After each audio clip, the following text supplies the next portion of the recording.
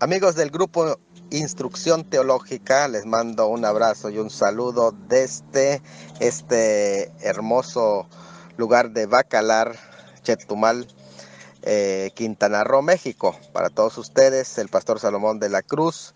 Y el día de hoy vamos a continuar analizando de la epístola de Judas, los versículos 12 y 13, bajo la temática ejemplo de creyentes que son susceptibles a caer en los errores de la posmodernidad. Acuérdense que estamos basándonos en mi libro, El mensaje de Judas para el mundo postmoderno. Y Judas está atacando de raíz y contundentemente la mentalidad de la gnosis. La gnosis es un movimiento que posteriormente sí se iba a desarrollar y que iba a desembocar en la secta de los gnósticos, pero no confundamos los gnósticos con la gnosis, porque los gnósticos, al igual que otros grupos, se basan en ese sistema de pensamiento que es una ideología que en este caso, cuando hablamos de los gnósticos, procede vía la mentalidad griega.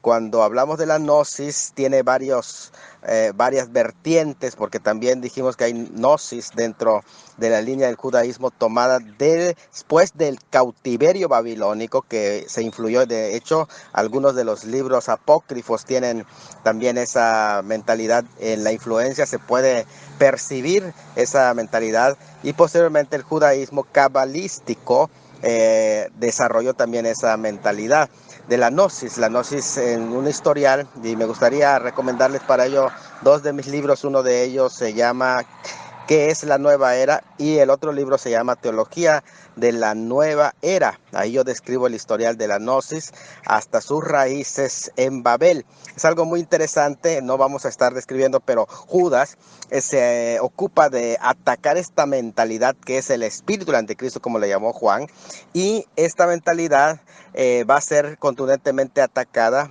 desde todos los ángulos. Por eso es que Judas en este escrito recorre toda la creación entera para hablar de los apóstatas, incluyendo el ejemplo de los ángeles, hombres impíos, creyentes incrédulos, animales irracionales. Bueno, hace de todo uso de elementos para argumentar en contra de estos personajes. Pero si es también interesante que Oseas en el capítulo 4 nos dice que como es el pueblo es el sacerdote. ¿Por qué? Porque existen maestros falsos, sí, que tienen influido de esta mentalidad. Pero también esos maestros existen porque hay personas también que son susceptibles a caer en este tipo de mentalidad. Y como es el pueblo es el sacerdote, esto significa que como en el caso de la gente que roba, sigue robando porque todavía hay gente que está dispuesta a comprar lo robado. Y hay gente que, como dice la palabra del Señor, que serán engañadores, seguirán siendo engañados también, engañando y siendo engañados. Interesante cómo hay un círculo vicioso en ese aspecto. Por lo tanto, el perfil que estos falsos maestros buscan a cierto perfil de hombre, que precisamente están ahí, como dijimos en la conferencia de ayer, precisamente están ahí porque hay gente carnal que se inclina hacia esos temas, porque no solamente encontramos gente sin preparación académica, sino encontramos gente muy preparada que cae en esa mentalidad de la gnosis y que estos maestros fácilmente los arrastran. Así que vamos a ver en los versículos 12 y 13 algunas ilustraciones del reino de la naturaleza, usando cuadros que presenta a Judas al rojo vivo, así como ejemplos muy fuertes de estos hombres, y los presenta delante de nuestros ojos para pintar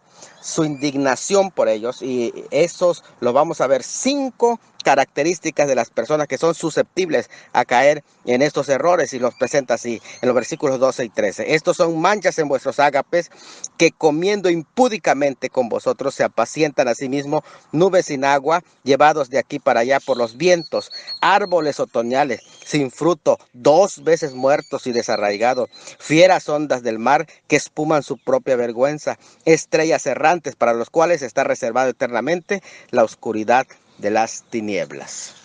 Segundo audio voy a presentar ya los ejemplos de creyentes susceptibles a errores de la posmodernidad. Son los versículos 12 y 13 donde Judas está describiendo a personas que son vulnerables o son susceptibles a caer en los errores del mundo posmoderno. Y lo primero que presenta en ese versículo 12 es: estos son manchas en vuestros ágapes. Es interesante aquí el término manchas, tenemos que ir entendiéndolo como escollos ocultos, y en este momento vamos a ver, es la primera característica de gente que son como escollos ocultos o manchas en los ágapes. Bueno, aquí lo que se hace al decir que son manchas, se está describiendo el carácter peligroso que tienen este tipo de personas, que en lo oculto es donde trabajan, y es decir, que trabajan bajo el agua, porque los escollos, cuando se habla de manchas aquí, no se está hablando de manchas en una ropa. Aquí las manchas tienen otro sentido, y lo voy a explicar en unos momentitos más, pero tienen que ver con escollos. Escollos son piedras que están debajo del agua, y que están a ras, a nivel del agua, que usted no lo puede ver, como en el caso de Tulum, donde el acceso al castillo por vía mar está solamente en una vía donde no hay piedras, y todo lo demás está en rocas, que son trampas para los marineros o los lancheros de aquel entonces, ¿verdad? Bueno, esto lo que está describiendo es que son gente que en lo oculto van trabajando, gente que destruye la comunión de la iglesia, así, porque manchas en los ágapes. Ágape habla de una fiesta de amor que se hacía antes de la práctica de la Santa Cena, y aquí se trata de gente polillera, problemática, que trabaja en lo oculto, siempre trabaja en lo oculto. Y la iglesia primitiva realmente continuó la tradición de celebrar la Santa Cena establecida por el Señor con pan y con vino. Entonces los ágapes, que se conocían, pues se habla de manchas en vuestros ágapes, representaban la comunión, una fiesta antes de la Santa Cena. Era una comida completa, un tipo convivio conocido como la fiesta del amor. Los falsos hermanos, influidos por esa mentalidad de la gnosis, eran escollos ocultos, engañosos, que eran capaces de destruir a cualquier navegante que se aventure su barca cerca de ellos. Todos eran como especie de arrecifes peligrosos a nivel del mismo mar, y que tú confiadamente estás navegando, pero que lo que vas a encontrar es que te vas a estrellar con ellos. Los escollos son piedras enormes a ras de agua, que pueden causar hasta la muerte a los que se estrellan con ellos, como lo que a lo mejor como un iceberg, ¿verdad? Como lo que pasó con el Titanic, pero en este caso están a ras de agua. Son piedras, arrecifes peligrosos, rocas enormes en el mar, que están a ras y que se constituyen en un gran peligro. Por eso decía que están ocultos, así como los tripulantes de una embarcación deben de ser prudentes para ir esquivando esos escollos del mar, o de lo contrario van a naufragar. Así también los verdaderos cristianos deben de tener mucho cuidado de las comidas fraternales de las iglesias, que estos impostores solo lo usan para turbar a los creyentes. En la iglesia primitiva, el culto era básicamente algo natural, espontáneo, tomado básicamente de modelo de las sinagogas.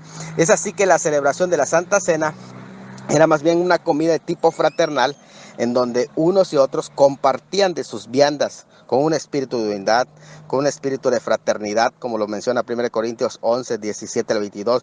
Incluso no había nivel social, por eso es que para los esclavos era tan importante este momento de comida en el que todos eran uno dentro de la iglesia.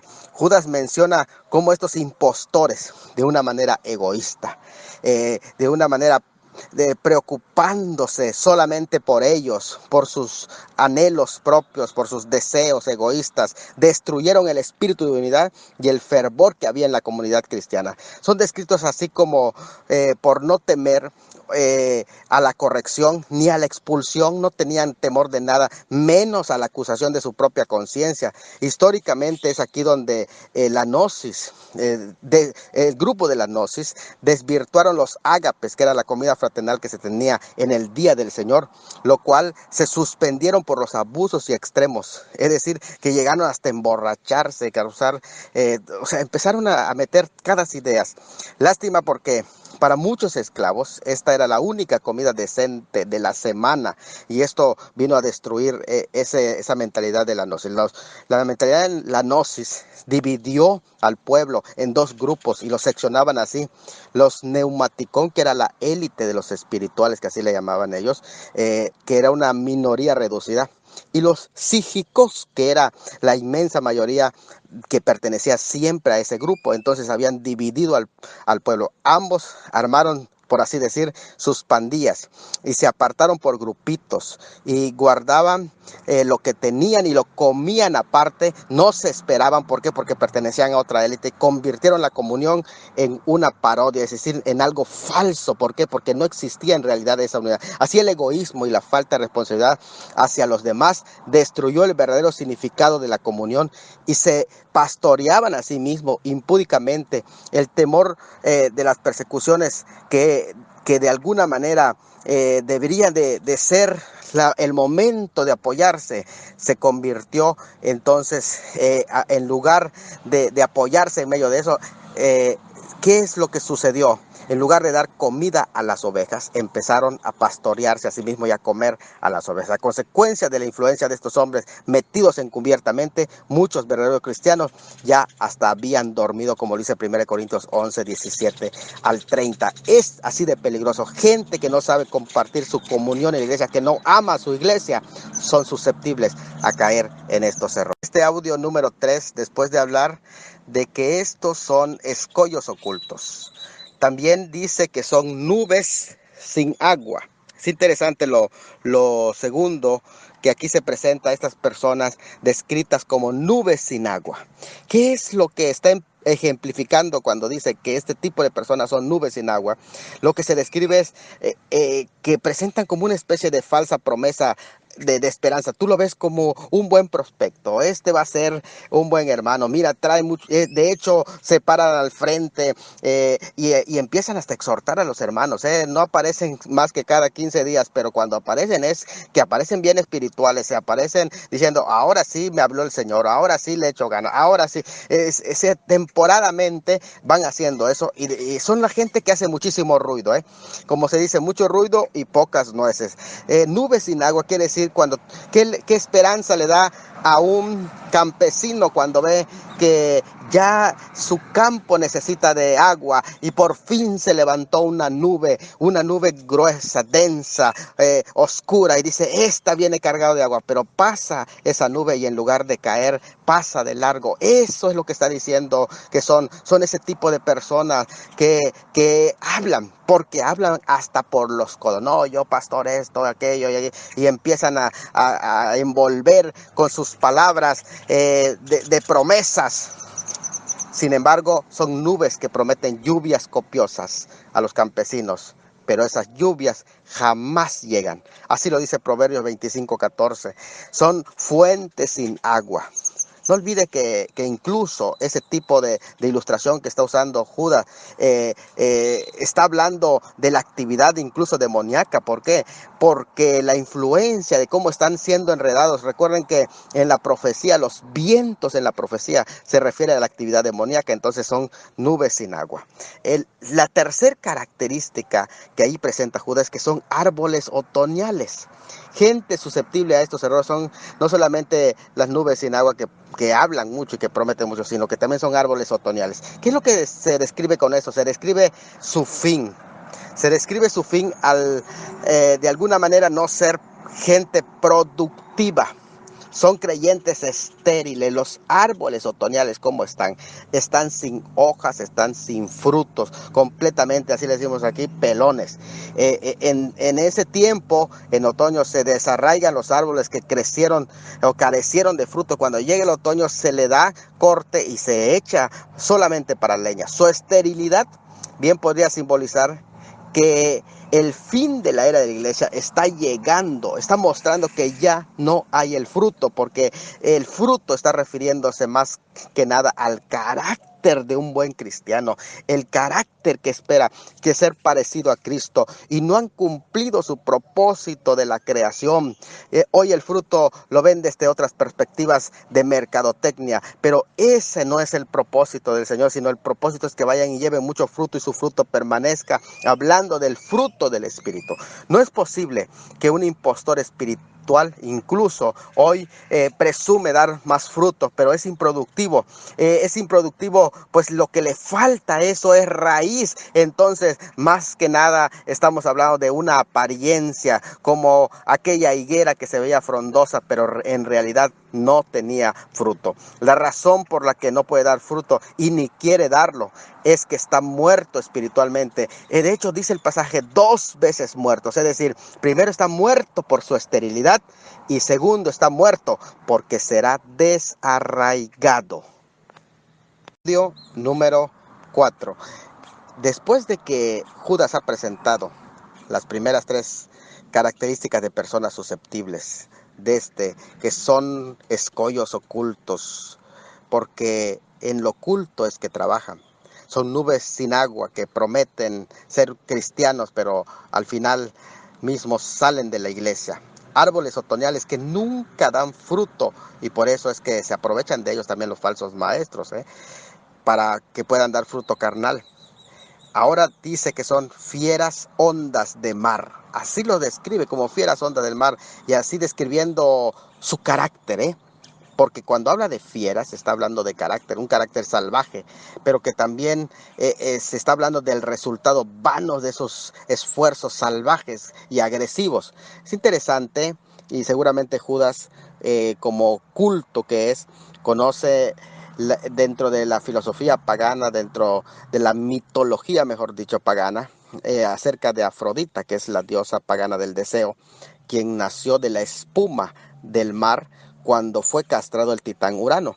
Esta mitología lo que ejemplifica es la inmoralidad de estos maestros. Sí, también es una imagen del vómito, de la inmundicia de su pecado, que es lo único que dejan como resultado espuma. Sí, son presentados, como dice, fieras, como animales salvajes, indómitos del bosque o del mar o de donde procedan, pero son salvajes en sí. Y espumas aquí se traduce también como vergüenza. Y esto hace notar su esfuerzo inútil, pues aunque rugen furiosamente y golpetean, lo único que producen es espuma. Espuma de olas, mejor observadas en el mar muerto por la sal, que arroja algas y restos de naufragios a la playa. Simplemente habla de restos. Luego de tanto ruido, al aquietarse la marea, lo único que deja es basura y desperdicio. Entonces, estos lo único que dejan, ese es el resultado.